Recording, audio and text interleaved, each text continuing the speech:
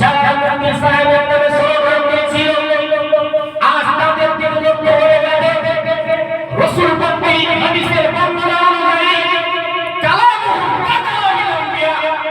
এই সমস্ত ব্যক্তিদের কথা ছিল মিষ্টি অফিলুল কাফিরিন ফায়দা, কিন্তু আজ তাদের কথায় কাজ হয়েছে কথা কেমন বিশিষ্ট মনে হয় কথা মিষ্টি কাজ কেমন হয়েছে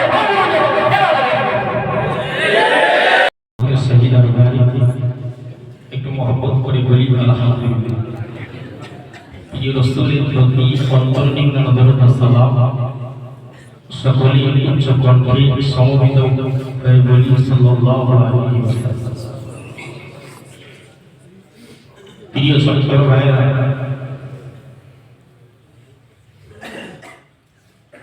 টাইমের দিকে খেয়াল রেখে দুটি কথা আমি আপনাদের কাছে উপস্থাপন করব।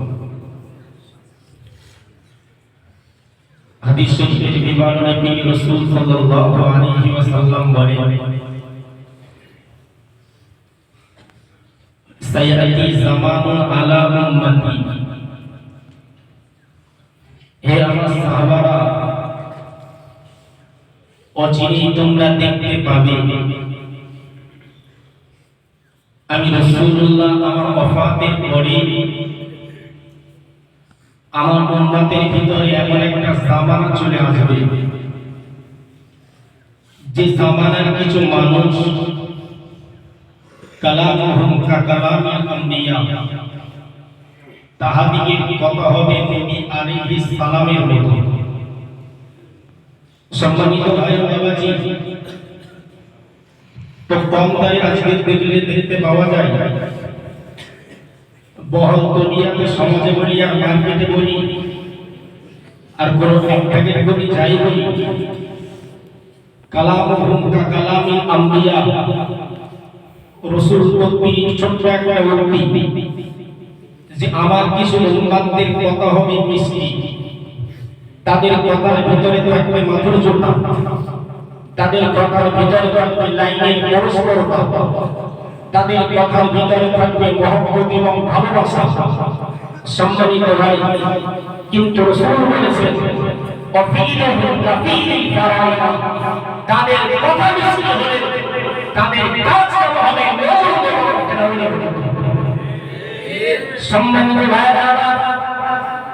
তাই আজ আপনি সমাজের দিকে দেখতে পাবেন যারা প্রাথমিক পর্যায়ে সরকার দিয়েছিল, যারা প্রাথমিক পর্যায়ে মুফতি সাহেবকে একমাত্র মুফতি সাহেব বলে বলে গিয়েছিল, যারা মুফতি সাহেবকে লকাব দিয়েছিল, যারা মুফতি সাহেবের নামে স্লোগান দিয়েছিল, আজ তাদের দিকে লক্ষ্য হয়ে গেছে রাসূল পন্থী হাদিসের বর্ণনা অনুযায়ী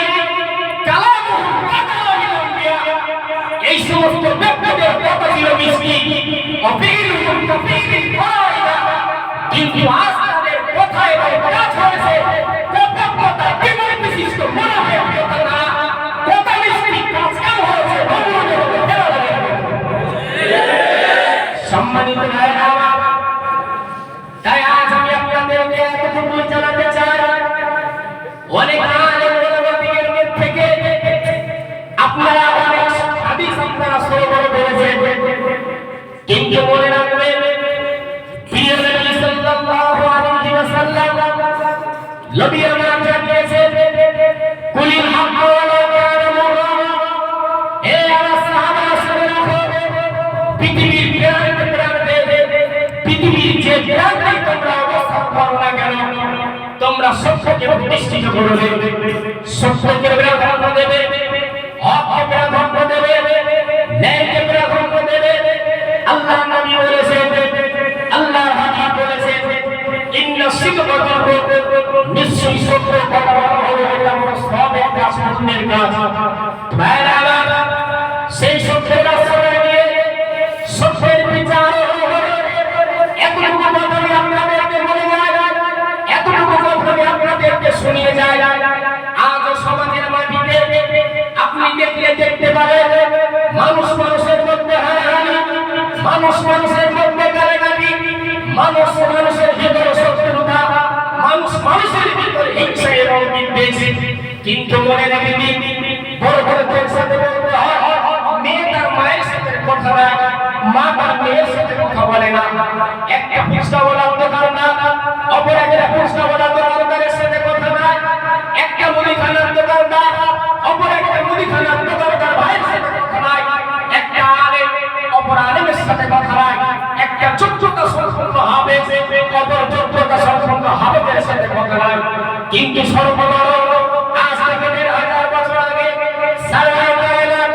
নবী দিগের নবী যাদের নবী আমার জানিয়েছিলেন, হে আমার সাহাবারা, হে আমার উম্মতারা, আমি রাসূল তোমাদেরকে জানিয়ে দিলাম, মাল্লাম ইয়ারহাম সাবিলানা, যারা ছোটদেরকে স্নেহ করে না, যারা ছোটদেরকে বিশ্বস্ত হয় না, যারা ছোটদেরকে মহব্বত করে না, যারা ছোটদেরকে ভালোবাসে না, ওয়ালা ইউমিন শারফা কাবীরা, এবং যে ছোটরা বড়দেরকে সম্মান করে না, বড়দেরকে স্যালুট করে না, বড়দেরকে তাসলিম করে না, নবী বলেছেন, নবী বলেছেন, নবী বলেছেন, এরা আমার উম্মতের বড় হতে পারে না।